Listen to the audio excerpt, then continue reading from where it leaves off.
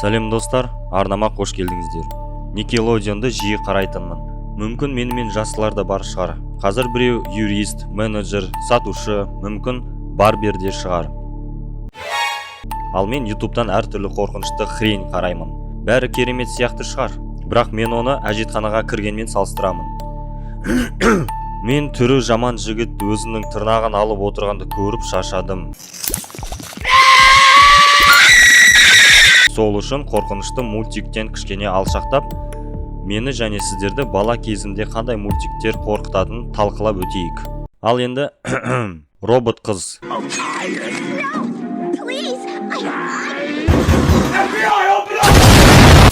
Неге екені Кинопоискте бағасы 4/4. Бірақ жазбаша коммент біреу ғана. Бұл керемет мультиктің деңгейін түсіру қай оңбағаны мақсаты болғанын білмеймін. Менің есімде ол быт-шыт болыпты. Оның тек 3 сезоны шықты. Әрине аз, басқалармен салыстырсақ. Қалай дегенмен мультик шынымен онша емес шығар. Мен әрине тексермеймін. Айтайын деген бір серия бар. Қазір көрсетемін. Алдымен мынау не айтып кетті дейтіндерге баяндама. Бұл жерде қыз бойжеткен робот туралы. Оның аты немесе достарына Дженни. Оның анасы әрине оны тумаған, қолдан жасаған. Ары қарай түсіну үшін осы жеткілікті шығар. Бір серияда J9 басқалары сияқты еместігіне қапаланады. Оған трансформер болған ұнамайды. Сол үшін ол анасына осы үшін ренжиді. Көп ойламай анасы оған жаңа костюм немесе терісін жасайды. Робот қуанып, анасына рахметін айтып күтеді. Түн өтіп, асығып анасынан киімі жайлы сұрайды. Анасы толық дайын емес дейді. Алайда Дженни тыңдамай костюмын киіп сыртқа ұшып шығады. Костюм қорқынышты көрінеді, бірақ бұл нәрсе қай баланы қорқыта алады. Көп адамдар бұны көріп шошиды, ал Дженни одан қатты қапаланады. Бірақ кейін эпик басталады. Колесо обозрения, шолу доңғалағы, айналмалы дөңгелек, мынау құлайды. Ал робот бәрін құтқарады. Бәрі бақытты. Бітті. Немен бітті деген сұрағына осы жауап. Әрине біздің тақырыпқа қатысы жоқ. Бұл жай ғана бірнеше сериядан кейін не болғанын көрсетеді. Ал не болғаны міне. Түсінгендеріңіздей, Дженни костюмнан бас тартса, костюм оны жібермей қояды. Айтылғанның өзі қорқынышты екен. Мы не можем просто выглядеть как девочка. Мы должны и вести себя как девочка. Девочка может все. Понятно? Бір кезде түнде костюмның өзі Веном сияқты қызға жабыса бастайды.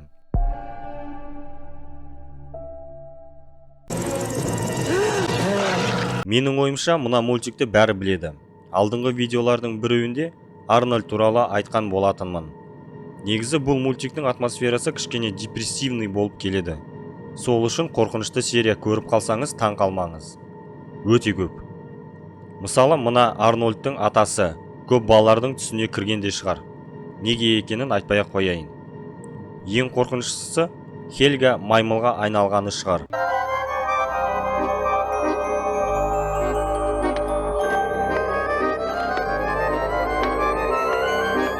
Қысқасы қорқыныш көп болатын. Бірақ мен шынымен басынан аяғына дейін қорқынышта ұстап отыратын серия жайлы айтайын. Серия елес қалыңдық деп аталады. Мультиктің басында осындай бір киноға ұқсайтын бір топ бала зираттың жанынан өткенде, ішінен біреуі осы жердегі болған аңызды айта бастайды. Әдемі жас қыз болашақ күйеуін қатты жақсы көріп, үйлену күнін санайды. Ол махаббатқа толы жанұялық өмір сүргісі келеді. Бірақ үйлену күні жігіт келмей қояды. Жігіт басқа қызды таңдаған екен. Ал қыз қалыңдықтың сіңілісі болып шығады. Сөйтіп, олар үйленеді келесі күні. Біздің қалыңдық ақ көйлегін киіп, балта алып, жігіт пен қызға барады. Полиция келгенде ол орындықта отырады. Орындықта отырып, әндетіп, өлгендерге гүл шашады. Полиция жақындай бергенде ол терезеден секіріп, өліп қалады. Осылай бітеді. Бұл аңыз бойынша сол қыздың елесі әр жылда осы зиратқа келіп тұратын келесі құрбандығын іздеп. Әрине сол түні балалар зиратқа барып келейін деп шешеді. Давайте проверим, будет здесь призрак невесты или не будет. Давайте. Так во сколько встречаемся? Хельга, это только для мальчиков. Да, девчонки нам не нужны. Девчонку легко напугать. Олар қызды тастап, қыздар бәрінен қорқады деп кетіп қалады. Сол кезде Хельга бұл ақмақтарды жазалайын дейді. Ол ақ көйлек тауып, балта алып, зиратқа келеді. Балаларды қорқыту үшін. Бізге зираттағы қорқынышты романтиканы көрсетеді. Туман, тастар. Бір кезде Хельга келеді деп күтеміз. Ал Хельганы біліп қойғанда шынайы елес келеді. Иә, мүмкін бала кезімде қорққанда шығармын.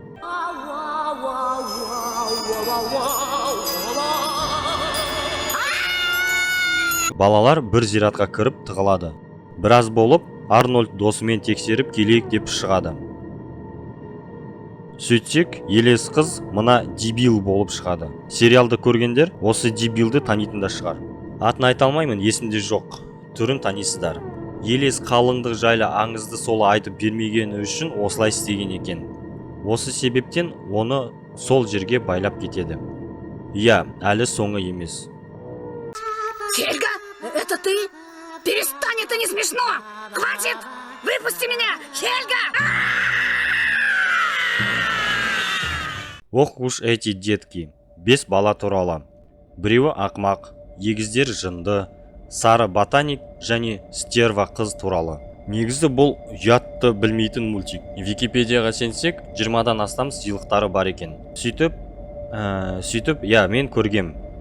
Бір серия Чакидің керемет өмірі. Чаки деген сары ботан. Балалар Чакидің әкесінің бір затына қызығады. Ол компакт диск. Маңызды ақпарат. Чакидің әкесінің әйелі жоқ. Неге екені балалар дискті ұнатып алады. Артынан оны Анжелика алады. Әлгі стерва қыз. Чаки достарына ұрысады. Бәріне солар кінәлі деп. Әрине бәрі оған ренжиді. Анжелика отқа май құйып, өмірде 2 адам бар. Біреулер сол адамнан жақсарады, басқалары қайғырады дейді.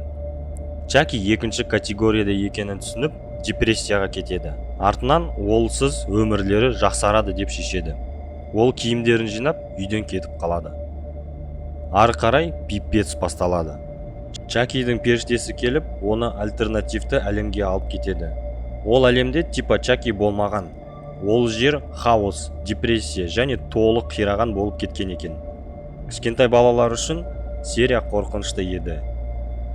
Бізге алқаш әкесін шизофрения белгілерімен қираған қаланы, кедейлік және тағы басқаны көрсетеді.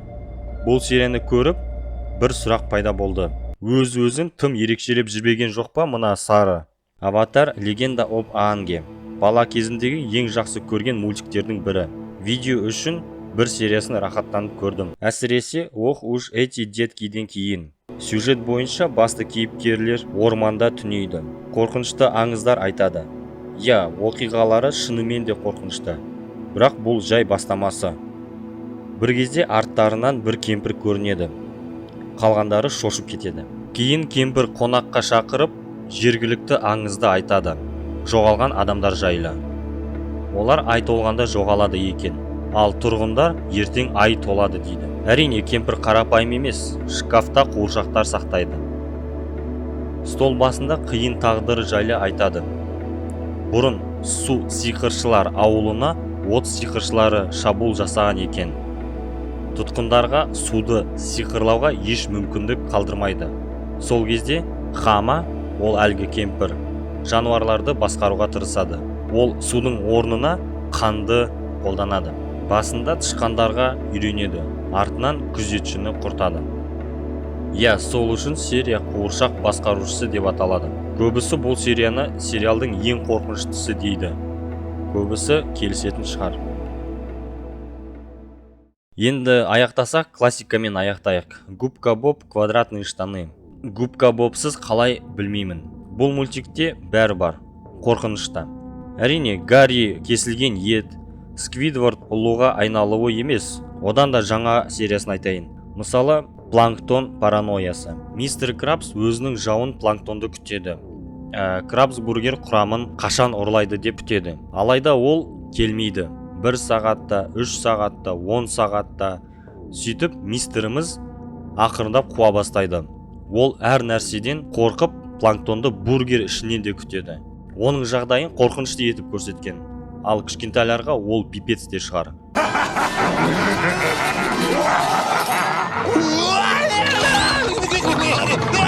Бірақ бәрі жақсы аяқталады. Планктон кеш жариялаған екен. Крабсбургердің құрамын ала алмай жүргеніне 1 жыл болғанына арнап. Келесі серия планктон құрамын тағы да ұрлаумен басталады. Бұл жолы да ештеңе шықпайды. Оған себеп мистер Крабстың қызы бөлмеге аяқ асты кіріп қалады. Иә, ол Кит. Гони свою дочку, Краб! Знаю, что ты делаешь с организмами вроде меня! Я видел те документалки! Мен бұл деректі киноны тапқан жоқпын. Википедияға сенсек, синий кит шынымен де планктондармен қоректенеді екен. Сол үшін планктон кит қыздан қорқады. Көргендеріңіздей губка Бобтың пайдасы да бар екен. Сөйтіп планктон қашады, ал мистер Крабс қызына планктонды біраз уақыт қорқыта тұр дейді. Ол планктонға 1 рет, 2 рет, 3 рет, қысқасы түсінікті. Сөйтіп біраз уақыт өтіп, есінен адасқан сол кит қызды ғана ойлайтын планктонды көреміз. Мультик соңында кит киімін киген мистер Крабс болып шығады. Осымен бітті. Арнаға тіркеліп комментарий қалдырыңыздар. Қазақша YouTube дамысын.